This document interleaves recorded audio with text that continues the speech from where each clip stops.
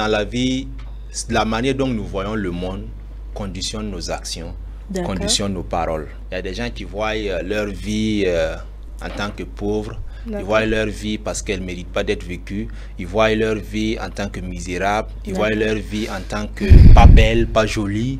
Voilà. Et la manière dont nous avons, la perception que nous avons de nous-mêmes et de la vie conditionne les résultats que nous allons avoir. Parce qu'en fonction de notre perception, en fonction de l'image que nous avons de la vie, nous posons nos actions qui sont des semences. Et ce que nous sémons, nous allons récolter. La perfection, c'est du concept que chacun peut faire selon son besoin. Parce que la perfection, pour moi, peut ne pas être la perfection pour toi. Ce qui fait que pour commencer, pour aller dans le changement de la perception, il faut commencer par identifier quelle est la perception que nous avons de nous-mêmes.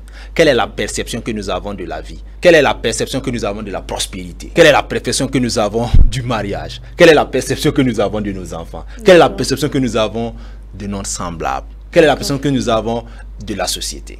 Donc il faut commencer déjà par revoir, identifier l'image et définir notre perception de la vie. Et c'est quand nous arrivons à faire cette définition, et l'exercice qu'on aime donner dans ça, on donne une feuille et un crayon, et on dit à la personne, dessine à quoi tu ressembles. D'autres vont te dessiner, je ne sais quoi, un pigeon, ils vont te dire que c'est un aigle. Mais déjà à travers cet exercice, on amène la personne à se poser des questions. Comment je me vois? Par quoi je me définis? Et quand la personne arrive à identifier ça, on peut maintenant aller dans la correction. Amener cette personne à corriger la manière dont il voit. C'est un monsieur qui est un entrepreneur, qui a envoyé, l'histoire nous a été racontée par notre mentor, coach Tiswen Sida, Ezekiel Ouedraogo. L'entrepreneur a envoyé 2 commerciaux dans un village. C'était une entreprise qui vendait des chaussures. Et quand il les a envoyés, il les a dit, je veux que vous puissiez convaincre les villageois d'acheter les chaussures. La première personne est partie. Quand il est arrivé, il a dit, il est revenu faire son compte rendu. Je suis arrivé dans ce village. Tout le monde marche pieds nus. Et ils ne savent même pas ce que ça veut dire une chaussure. Ils ne comprennent pas l'importance. Ça sera très difficile pour nous de leur convaincre d'utiliser les chaussures. Le deuxième commercial, quand il est revenu, il dit, je suis allé dans ce village, j'ai vu que la population marche pieds nus. Ils ne connaissent pas des chaussures. Ils n'ont pas l'importance de porter des chaussures. Mais j'ai une chose, si seulement nous pouvons les convaincre, nous avons une opportunité de vendre des milliers et des millions de chaussures à cette population. 2 personnes, 2 perceptions différentes. Maintenant, entre les deux, qui va réussir? Et dans la vie, peut-être là où tu viens, aujourd'hui, les résultats, c'est du BPC qui est sorti. Tu as échoué. Mais ça ne fait pas de toi un échec. D'autres sont partis au second tour. Et quand ils sont partis au second tour, ils vont peut-être dire, je ne vais même plus composer. Parce qu'ils se voient déjà en échec. Cela ne fait pas toi d'un échec. Moi, j'ai fait le BPC. Première année, j'ai échoué. La deuxième année, quand je suis parti, j'ai eu avec l'entrée. C'était la perception que j'avais. La première année, quand j'ai échoué, je me suis dit, il y a des documents qui me manquaient. Il y a des livres qui me manquaient. Je ne me suis pas bien exercé. J'ai revu le problème à moi.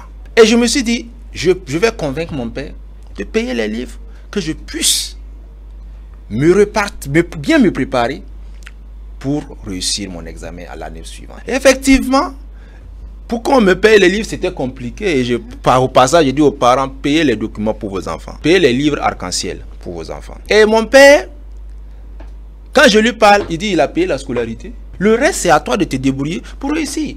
Mais ça ne suffit pas. Vous avez payé la scolarité. Mais sachez que les autres enfants que vous voyez qui sont meilleurs là, les parents n'ont pas juste payé la scolarité. Ils ont payé la scolarité. D'autres même ont pris de mettre la chance de leur côté, en les coachant, en les accompagnant au maximum pour les permettre de réussir. Je dis, mais moi, j'ai besoin juste des livres. Et j'ai pris les documents.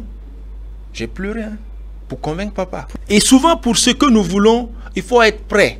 Être prêt à se remettre en cause. Être prêt à se morfondre. À pleurer même.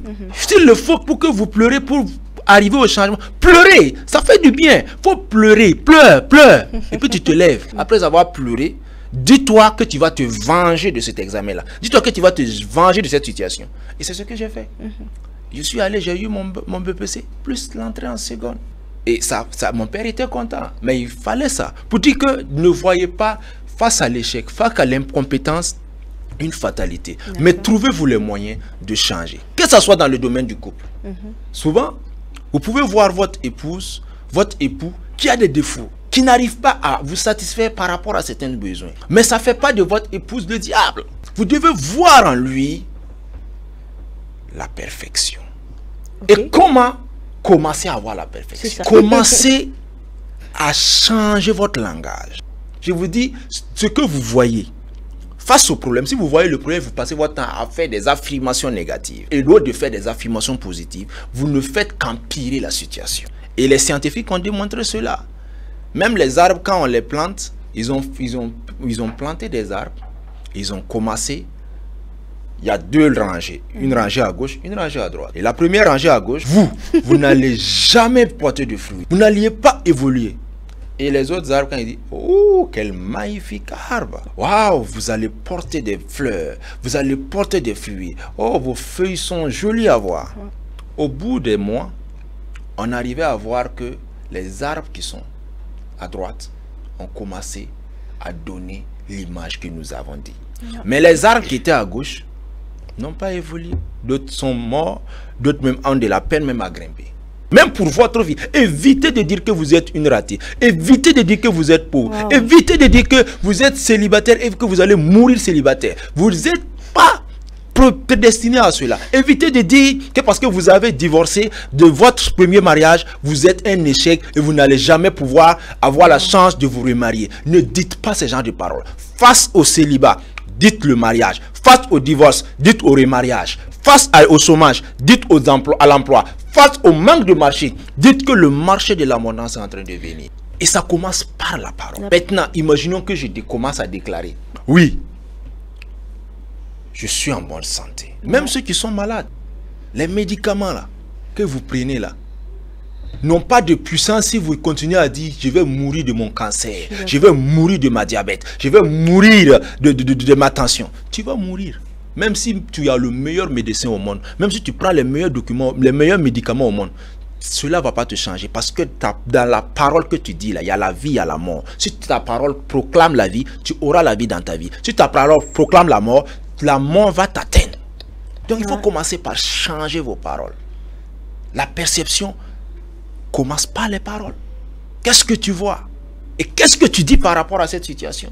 Les gens voient tout le temps des problèmes. Oui, mais face aux problèmes, voyez des opportunités. Voyez une opportunité pour vous de vous former, de vous challenger, de recommencer à zéro et de bâtir quelque chose. Qu'on puisse dire que vous êtes un guerrier. On dit la vie c'est un combat. Même si en temps on n'aimait pas ça, mais c'est une vérité. C'est ceux qui se battent, qui se sacrifient, qui endurent leur corps, qui réussissent. On ne peut pas voir l'excellence sans ça. Donc, pour dire aux gens, dans le mariage, même vos enfants, arrêtez de dire des paroles négatives sur les enfants. C'est pas parce que l'enfant a échoué que tu vas passer toute la journée à l'insulter, à parler. Mais si vous commencez à dire, oui mon fils, tu as échoué, mais ça ne fait pas de toi un échec. L'année prochaine, tu as une autre opportunité d'aller gagner. Et les matières que tu n'avais pas pu réussir là, tu as l'opportunité d'aller avoir de meilleures notes dans ces matières-là. Et réussir. Peut-être tes amis ont réussi avec 12. L'année prochaine là, Dieu te donne l'opportunité de réussir avec un 15 ou un 16. Tu changes la perception de l'enfant face à la situation. Et en changeant la perception, tu es en train d'amener l'enfant vers la perfection.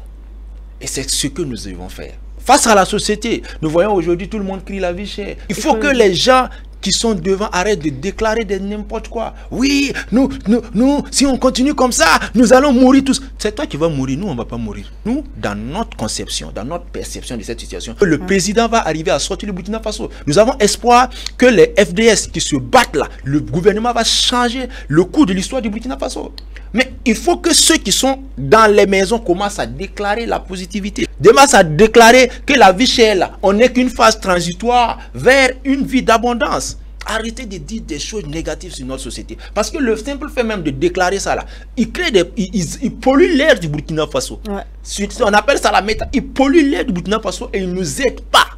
Il ne nous aide pas. Pendant que d'autres se battent pour changer les choses, pendant que d'autres se battent pour une société meilleure, vous êtes en bas en train de déclarer. Pendant même que vous foutez rien. Et dans le vision board, l'image que vous avez de votre vie là, commencez à caricaturer ça mieux. Commencez à vous voir dans la voiture de rêve. Commencez à vous voir dans la maison de rêve. Commencez à voir votre mariage de rêve là. En faisant des images que vous scotchez chez vous à la maison, en fabriquant des photos de ça, que vous mettez un catalogue de votre vie. Commencez à écrire une nouvelle page de votre vie à travers ces images-là.